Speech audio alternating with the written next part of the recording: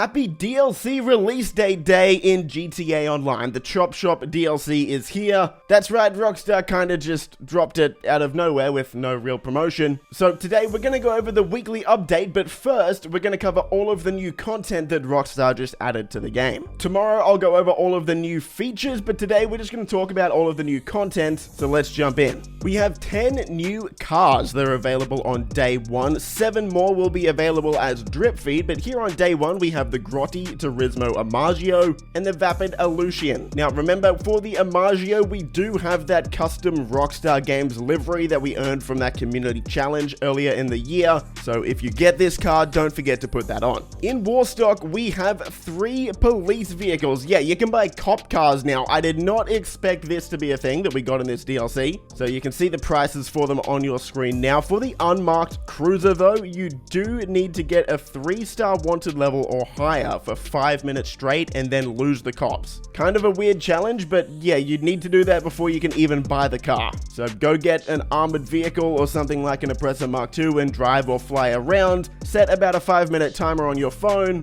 and then once the 5 minutes is up, you do have to lose the cops in order to unlock it. For the Stainer LE Cruiser, this is actually a very cool car, a lot cooler than I thought. I kind of thought the unmarked cruiser would look better, but there's a lot of customization for the Stainer LE Cruiser. I know it's expensive, but this is a car that I would actually recommend getting if you're into cop cars. Now, on the other end of the customization, the police riot van, you can't really customize at all. Unfortunately, this is a Pegasus vehicle, so yeah. And then in Southern San Andreas, we have 6 new vehicles on day 1, the Asterope GZ, the Impaler LX, the Viva Knight, the Dominator GT, the Vigero ZX, but this one is a convertible. Of course, the Vigero ZX has been in the game for a while. The only difference is this one's convertible. And then we have the Fathom FR36. Also, for new content, GTA Plus members will now have a 100 car garage. You can see it on your screen now, and it looks like this is just the path Rockstar is going to go down now. They're going to give extra stuff to GTA Plus members, which, yeah, it's pretty unfortunate. What I do want to find out, though, is if you cancel GTA Plus, what happens? Do you lose this garage? Do you lose the cars in it?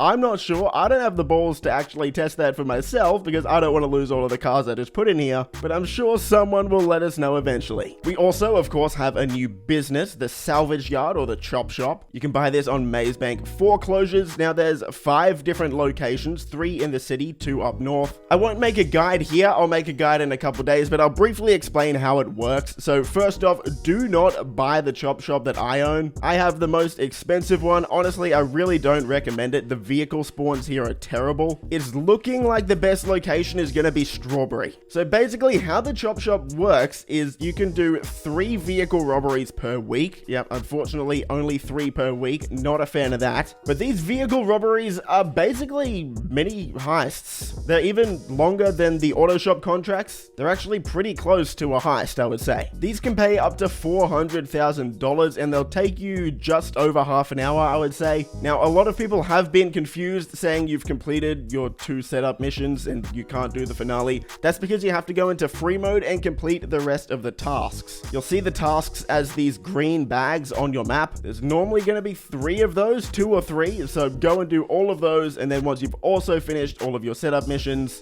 then you can start up the finale. Now, also in the Salvage Yard, you can do tow truck missions. If you do this, you'll obviously go get a car and tow it back to your Salvage Yard, then your staff will begin to scrap that car or salvage that car. Over time, that's going to make you money. I think it's going to take about 1 hour for that car to be fully salvaged. You'll get a payment for that, and also it will help fill up your safe faster in your office. I'm not fully sure how much money this gives you yet. I will upload a guide once I figure everything out.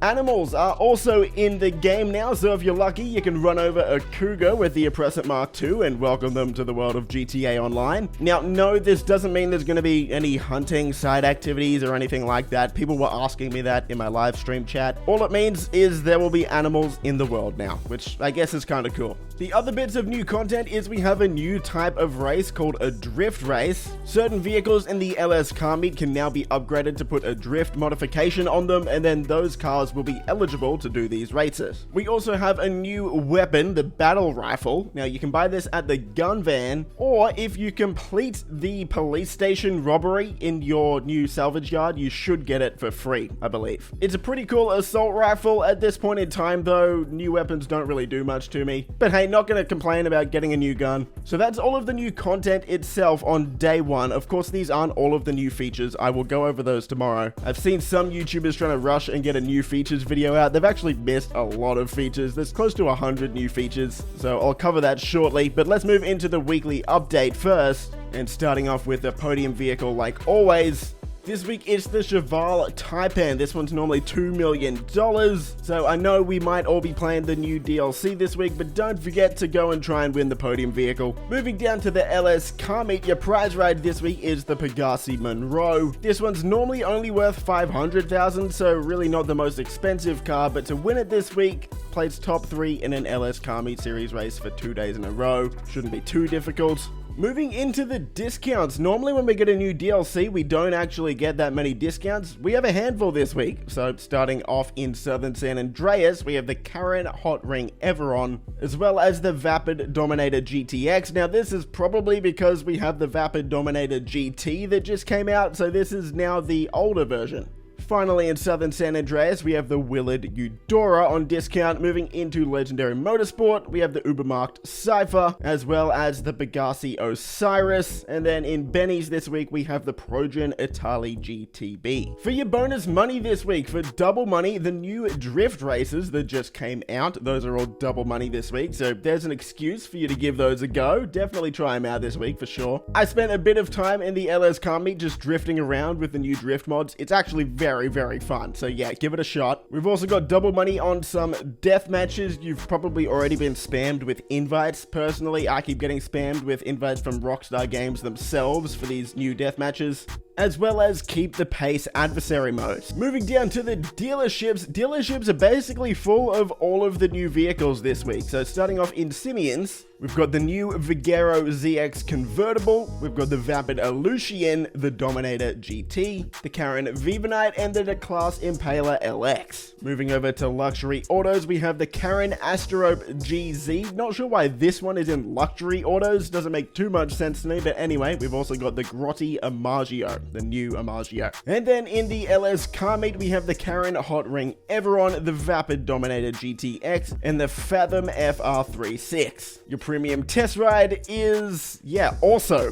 the Vigero ZX convertible. So it's in Simeon's and the LS car meet this week. But this does mean it can get the HSW upgrade, so that's pretty cool. And finishing off with the time trials, like always, your HSW time trial is Pacific Bluffs, and your normal time trial is Elysian Island 2. Overall, I actually think this is a pretty decent update. Definitely better than Mercenaries we got in the middle of the year. Will it be better than Drug Wars last year? We'll have to wait and see. It doesn't look like we have as much content, but I think the content we're getting is a little bit better. Anyway, stay tuned to the channel. As I said, I'll be covering every new feature in this update. And after this video, I'm getting right to work on my salvage yard guide. I'm not going to rush it out though. I want all of the info to be correct. So that's coming out soon. Anyway, I hope you enjoyed. Give the video a thumbs up if you did. Subscribe for more stuff like this. Join our Discord below. And I'll see you in the next video.